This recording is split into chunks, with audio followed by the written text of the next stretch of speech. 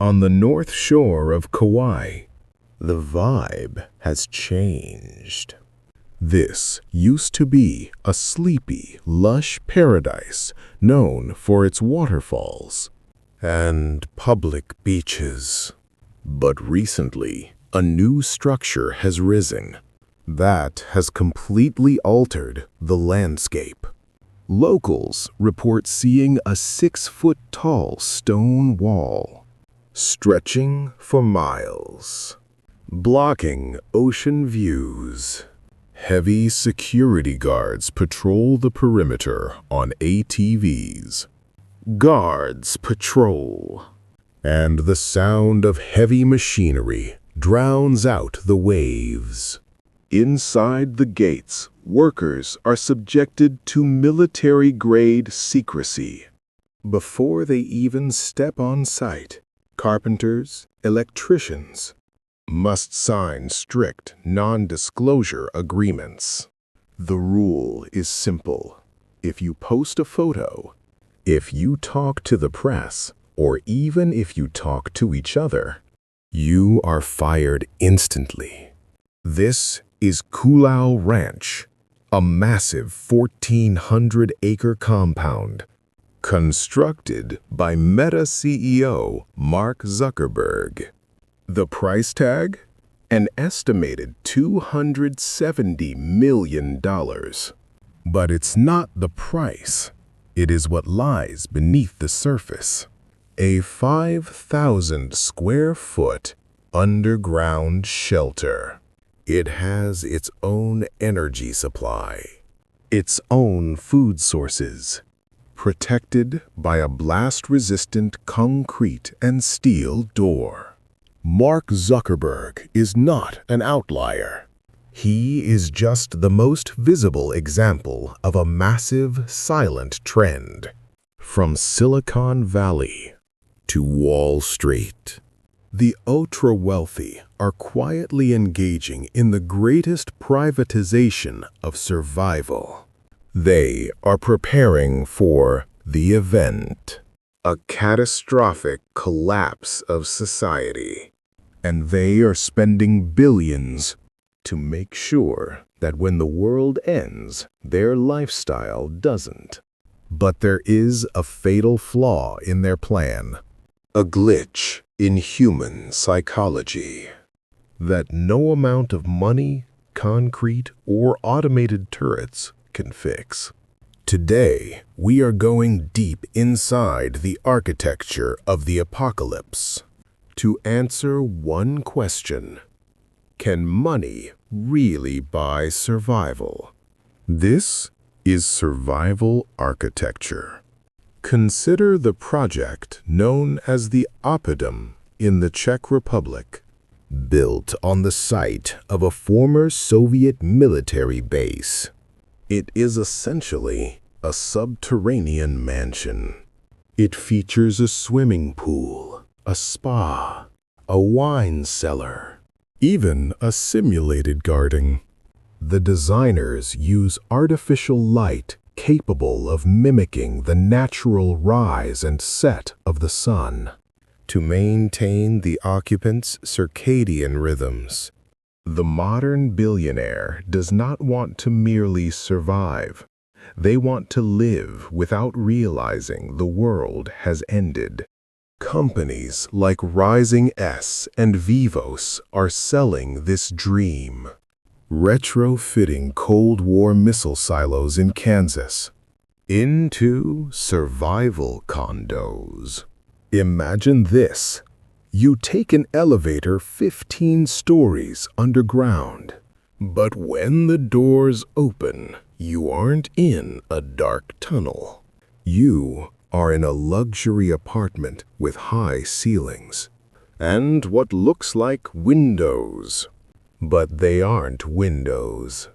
They are ultra-high-definition LED screens, piping in a live feed of a pre-recorded forest or a bustling city scene from before the collapse.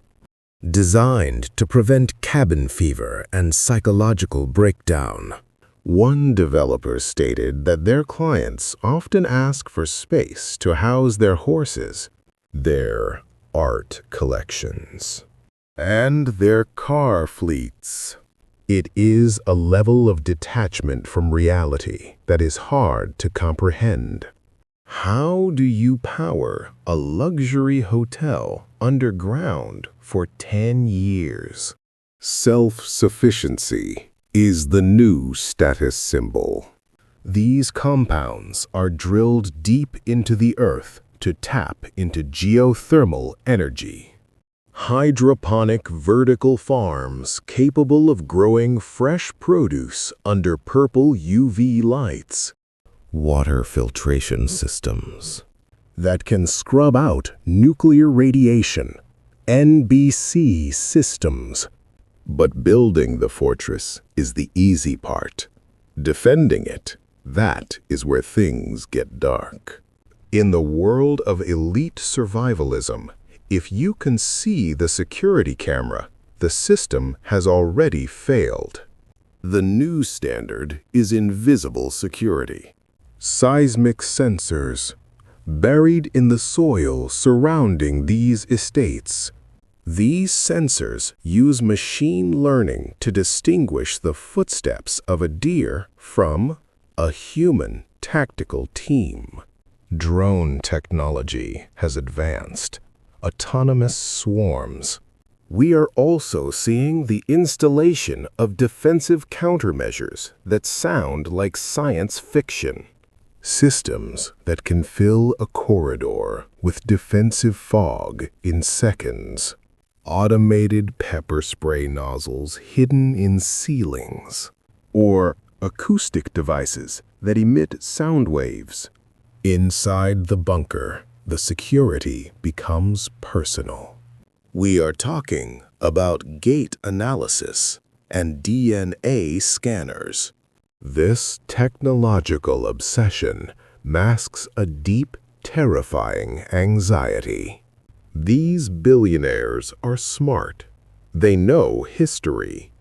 Every fortress eventually falls. Usually, it falls from the inside. Douglas Rushkoff was invited to a super-exclusive resort. They asked about Bitcoin versus Ethereum. One of the men asked the question that haunts them all. After the event, how do I maintain authority over my security force? This is the Bodyguard Paradox. In a doomsday scenario, the dollar is just paper. Who has the real power? Is it the soft tech CEO? Or is it the hardened military veteran holding the rifle? Why wouldn't the head of security simply slit the billionaire's throat? The solutions these billionaires proposed were horrifying.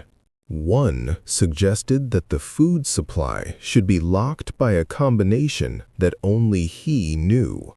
Another suggested robotic guards that wouldn't need to be fed. And most disturbingly, disciplinary collars, shock collars for human beings. This reveals a profound blindness. They view other people as potential threats to be managed. And that is why these bunkers are doomed to fail. True survival has never been about isolation. The groups that survived were the ones that cooperated. A bunker built on suspicion is just a prison. You are creating your own inevitable mutiny. So, what is the alternative? Investing in the society around you. Building a bunker is easy. You just write a check. As we look at the satellite images of Zuckerberg's compound, these structures are monuments to a pessimistic worldview. They are bets against the future of humanity. But for the rest of us, the answer isn't to dig a hole. Because eventually, the air filters will clog, and the blast doors will have to open. Is this preparation, or is it just the most expensive form of paranoia